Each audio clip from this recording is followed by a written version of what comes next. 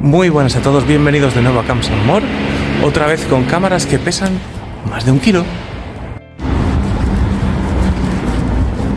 Y es que tenemos entre manos otra cámara mítica en el canal.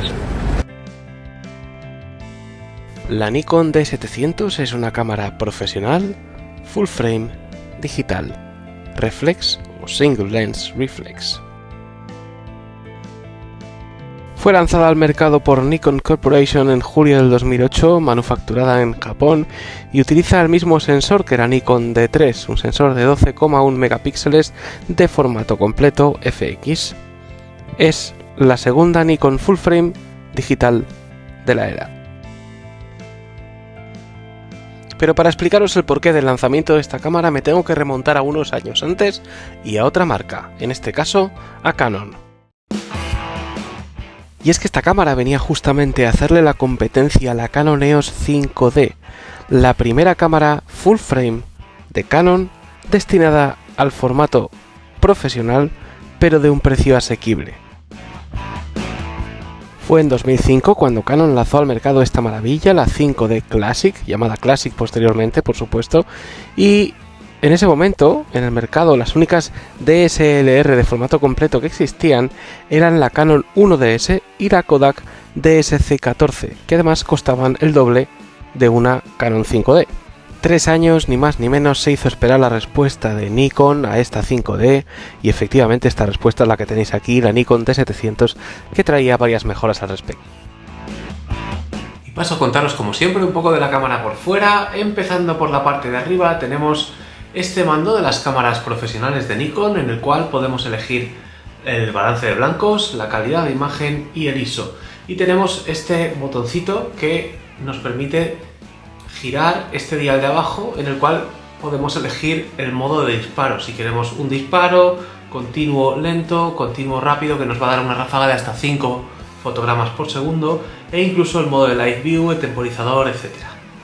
Lo voy a dejar en single y continuamos por la parte de arriba con la zapata caliente. Tenemos el flash, como veis que tenemos un flash integrado. Tenemos esta pantalla de aquí para visualizar todos los parámetros de nuestra cámara. Aquí lo tenéis. Tenemos el botón para elegir los modos, botón de compensación de exposición, botón de disparo, y aprovecho para que lo escuchéis. Así suena la cámara. Y el típico slider para el on y off, y además encender la pantallita, como podéis ver. Por la parte trasera tenemos justo detrás del pentaprisma este supervisor gigantesco redondito de los buenos. Tenemos esta pestañita que nos tapa para evitar luces parásitas que entren en las largas exposiciones cuando tenemos la cámara en un trípode.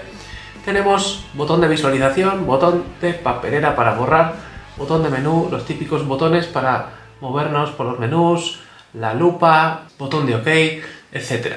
Tenemos un botón de bloqueo aquí con este slider. Tenemos el típico joystick, izquierda, derecha, arriba, abajo y diagonales para movernos por bien los menús, las configuraciones e incluso el punto de enfoque y demás.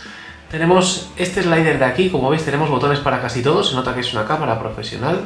Para elegir el modo de medición tenemos botón de bloqueo de autoexposición o autoenfoque, y tenemos el botón para encender el autoenfoque. Tenemos el botón de info.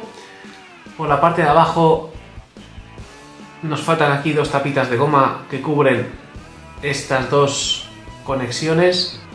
Tenemos la tapa que alberga la gran batería, como veis aquí, y tenemos el modelo, el número de serie, etc. Montura para trípode. Y me voy a la parte delantera, donde tengo un montón de cositas más. En la parte delantera vemos la envergadura de la cámara, este grip prominente de tacto gomoso que la verdad que es súper agradable de coger. Es una cámara grande y pesada, pero es muy fácil de llevar en las manos, esto mola mucho.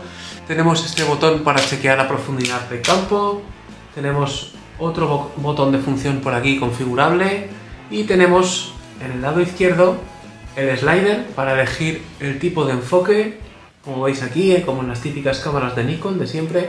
El botón para liberar el objetivo. Tenemos un botón dedicado para el flash, para la configuración del flash. Aparte de levantarlo, con este podemos configurar el flash. Tenemos el anagrama, lógicamente, de la Nikon D700, y las conexiones delanteras para flash y demás.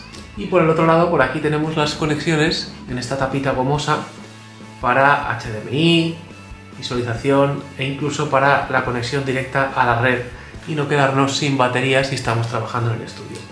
Es una cámara, como veis, súper completa a nivel de funcionalidades, de botones, de conexiones, y como os decía, es una cámara que es, bueno, grande y pesada, pero la verdad es que es súper fácil de coger, súper fácil de llevar. Los dedos acoplan de una manera prodigiosa y en la parte trasera todo queda, digamos, en un buen sitio para el manejo y el día a día. Muy buenas a todos, vamos a estar probando esta Nikon D700, a ver qué tal se la gasta la abuelita en la noche, in the wild. Comenzamos. Os cuento algunas diferencias de la Canon 5D con esta Nikon D700 que os comentaba al principio, y la primera de ellas remarcable es su rendimiento a ISOs altos, el cual es bastante mejor en la Nikon D700. Otra de las diferencias es que también a nivel de ISO podemos llevar esta cámara hasta 25.600 ISO en modo forzado, cosa que la 5D solo llega a 3200. Otra de las características que la diferencia de la Canon es la posibilidad de disparar en Live View, cosa que Canon solucionó con la 5D Mark II. Su pantalla trasera, además de venir protegida con un plastiquito, era de 3 pulgadas en lugar de las 2,5 de la Canon y tenía 922.000 puntos en lugar de 230.000, lo cual la hacía más útil para ver las fotos recién tomadas.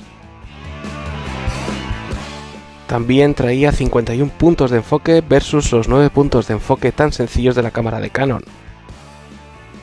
El rendimiento de su sensor y la calidad de imagen son brutales y están fuera de toda duda. Quizás la Canon 5D acierta más con las pieles, esto es típico de Canon, pero vamos, la Nikon no se le queda para atrás en absoluto. Por otra parte, la calidad de construcción es absolutamente brutal, es abrumadora, podrías clavar un clavo utilizándola de martillo y es una cámara sellada contra inclemencias climáticas y el polvo.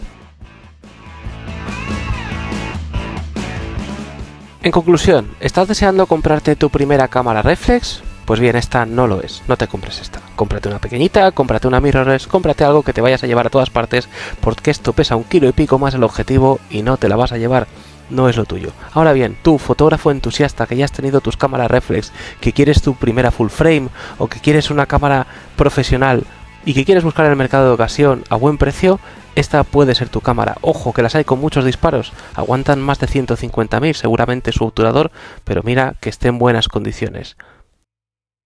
Sin más, espero que te haya gustado el vídeo. Si es así, como siempre, haz todas esas cosas que se piden para que el vídeo lo vea más gente. Déjale tu like, compártelo y sobre todo deja un comentario, sabes que te leo y te contesto y me encanta oíros. Un abrazo muy grande y paz.